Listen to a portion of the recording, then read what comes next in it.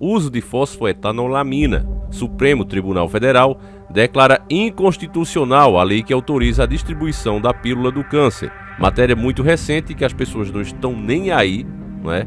Para isso aqui, uma coisa muito importante, um mal que tem sido uma das principais causas de falecimento das pessoas, e essa tendência tende a se espalhar com cada vez mais o corre-corre das pessoas, elas sendo forçadas a usar alimentos industrializados com diversas substâncias que fazem mal ao corpo, e eles nunca vão admitir isso, mas é fato. E dessa forma, um tratamento que já se mostrou eficaz, e eu vou explicar para vocês mais uma vez, quem já está desperto sabe muito bem, eu já expliquei em outros vídeos.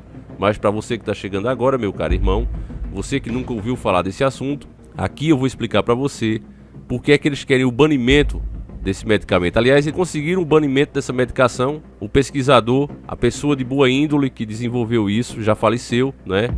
E foi embora dessa para uma melhor, sem ver o seu medicamento aprovado, e sabia que isso iria acontecer. Quando ele inventou esse tratamento, tem um vídeo aí mostrando um pouco dessa história, vocês prestem atenção. Quiseram acusar ele de, tá inventando isso aí para você enriquecer. Ele disse, não tem problema, eu vou distribuir isso de graça, eu só quero ver as pessoas curadas. Uma pessoa realmente que tem um toque do Criador. Mas enfim, eu quero ler para você a notícia e depois eu vou explicar o porquê que a cura do câncer está sendo proibida no Brasil.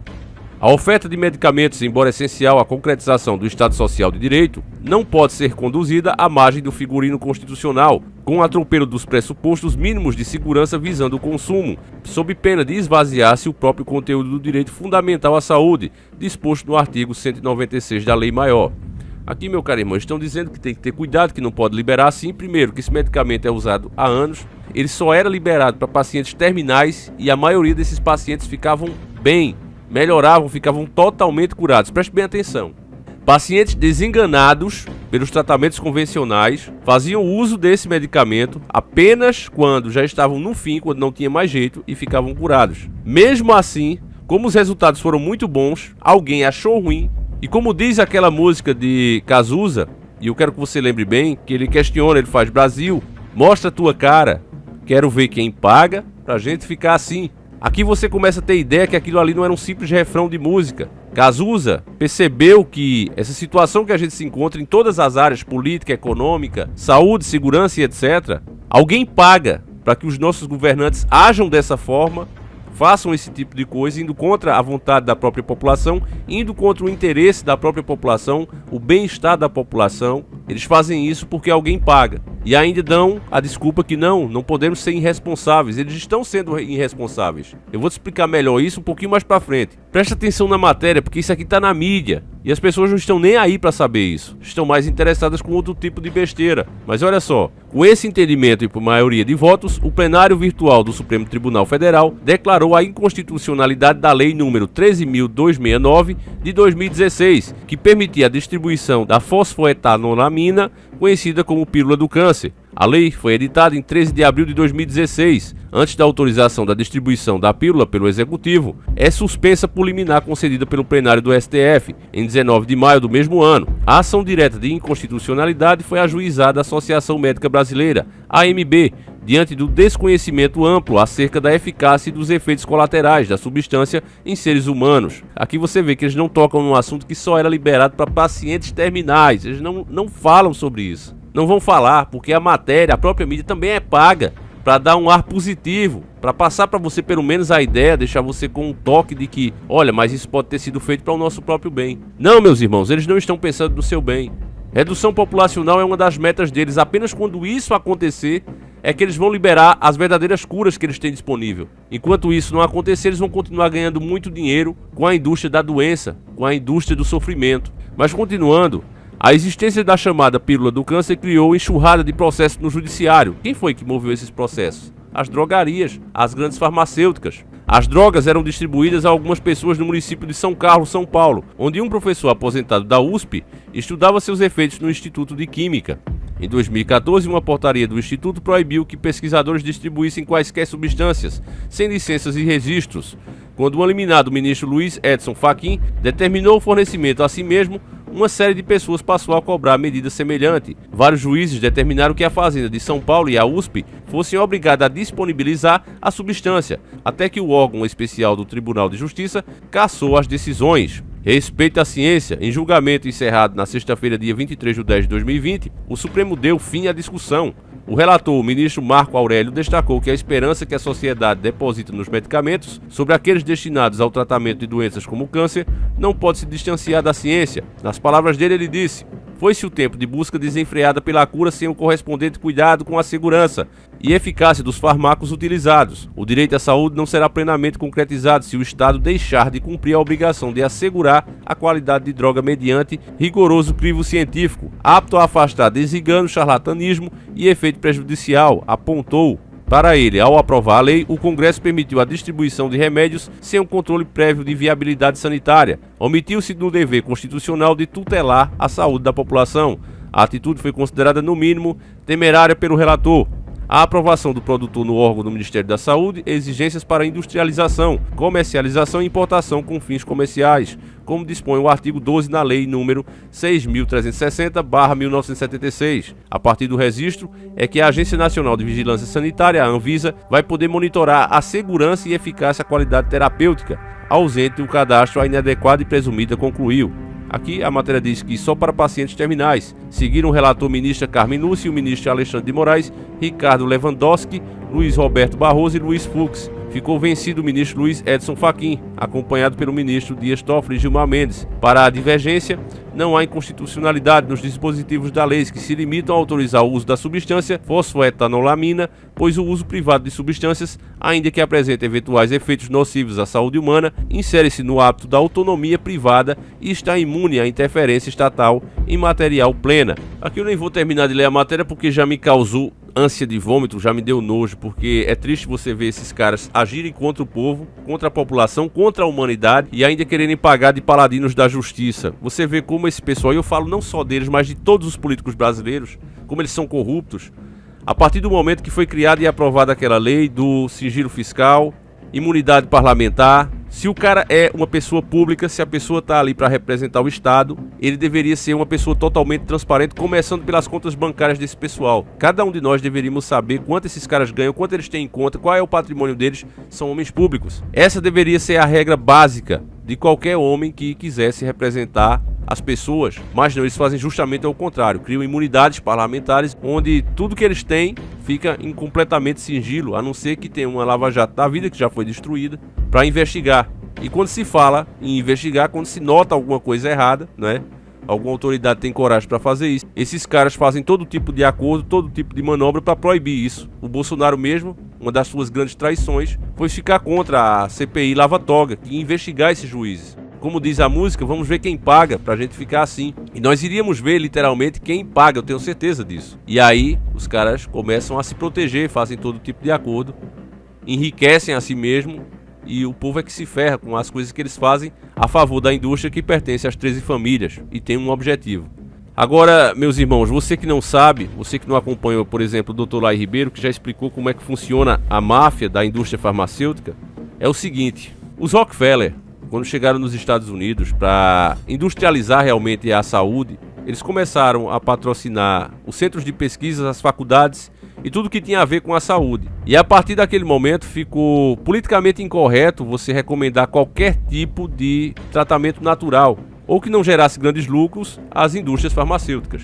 A partir daquele momento ali, foi se criando leis e dificuldades para que tratamentos convencionais não fossem mais usados, que até ali eram usados.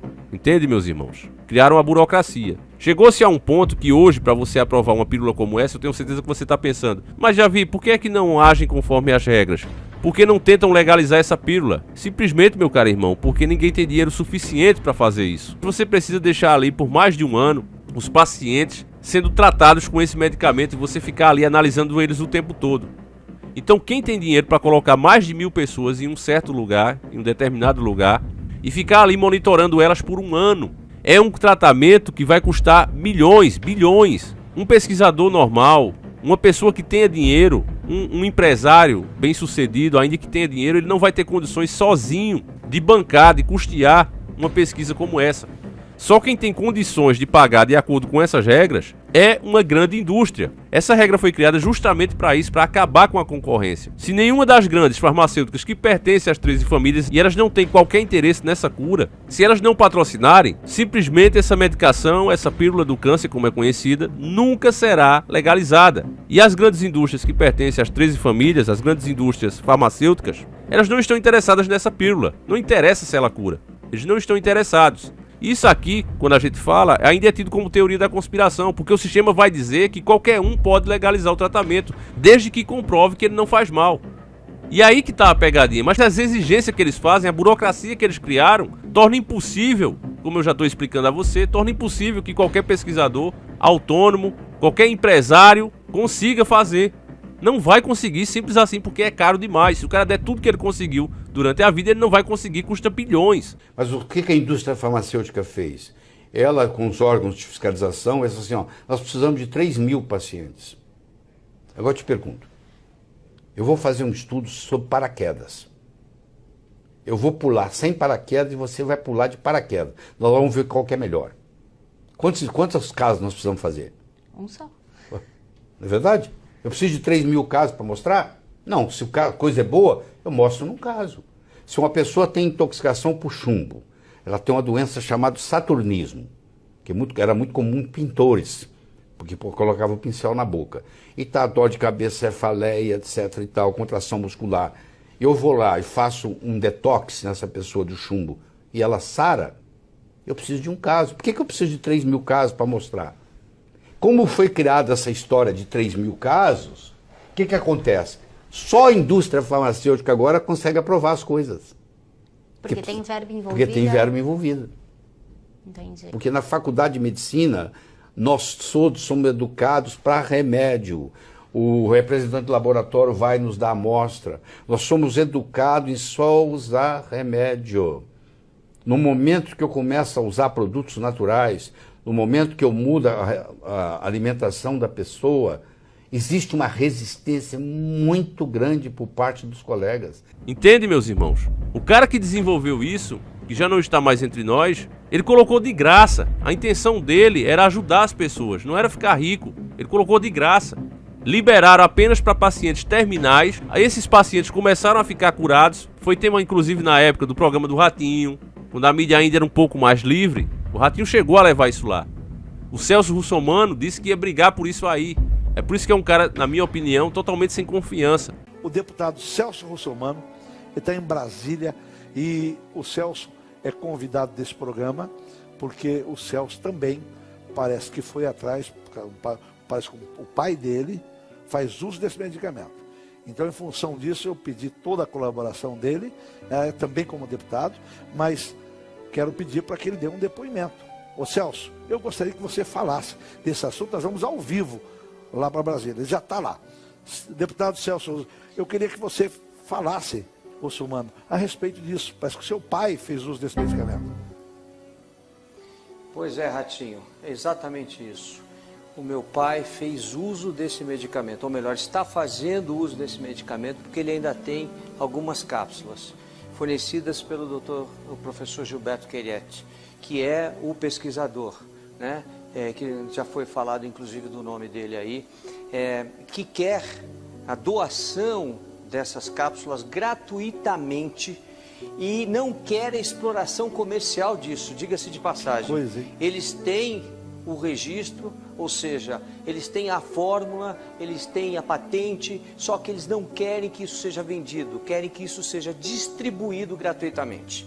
E aqui na Comissão de Seguridade, nós fizemos uma audiência pública e foi chamada aqui a diretora da Anvisa, Agência Nacional de Vigilância Sanitária, para saber por que a Anvisa, né, não autorizava, principalmente para esses pacientes que já não obtiveram nenhum resultado com nenhum tipo de tratamento, inclusive com a quimioterapia e radioterapia. E eu tive que pedir para que essa senhora, diretora da Anvisa, olhasse para mim, porque eu estava falando com ela, porque ela sequer olhava nos meus olhos para responder, porque a Anvisa recebeu isso há mais de 5 anos atrás e não tomou providências. De ofício, a Agência Nacional de Vigilância Sanitária deveria ter tomado providências. Foi criado um grupo de trabalho aqui no Congresso Nacional, presidida pelo Arlindo Chinaglia, e eu sou membro dessa comissão, que está forçando a Anvisa a tomar providências para salvar vidas. Porque no caso do meu pai, Ratinho,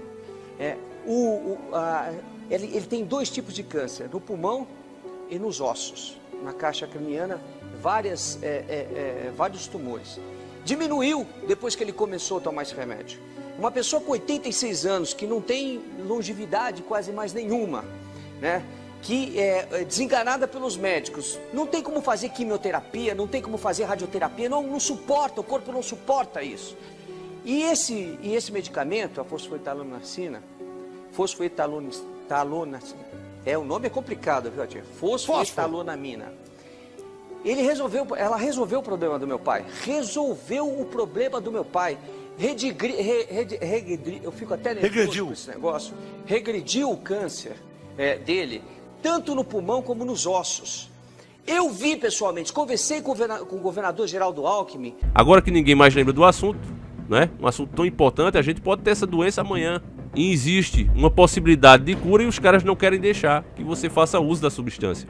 Então, meus caros irmãos, esse é o tipo de assunto que deveria estar em alta, deveria estar nos tópicos das redes sociais. Mas você não tenha dúvida que esse vídeo aqui, com certeza, ele terá menos acesso que os outros. Por quê?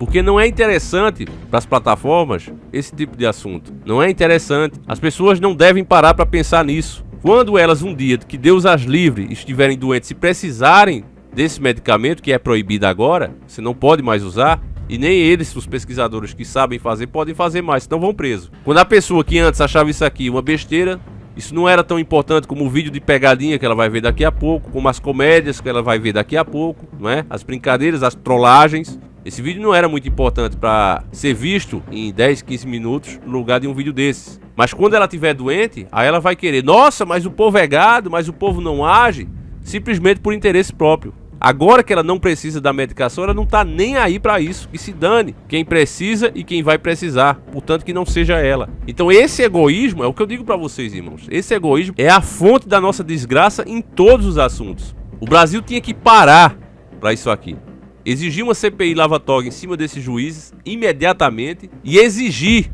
a aprovação desse medicamento. Simples assim, mas o povo não fará isso. O povo só iria agir se por acaso falassem em acabar com o carnaval, por exemplo. Então, meus irmãos, é esse o motivo das coisas serem como é. Mesmo assim, eu continuo fazendo esse trabalho. Peço a você que, por favor, compartilhe esse vídeo, mostre para mais amigos, meus irmãos, porque isso aqui é muito importante. É difícil que agora seja tomada qualquer medida, mas se o povo acordasse, se houvesse um consenso entre a população, tudo é reversível. Então, como a esperança é a última que morre, eu peço a você que não desista. E compartilhe o vídeo, fale desse assunto, meus irmãos. Procure saber mais informações que você vai descobrir muitas coisas. A gente vai ficando por aqui, peço que Deus proteja cada um de nós.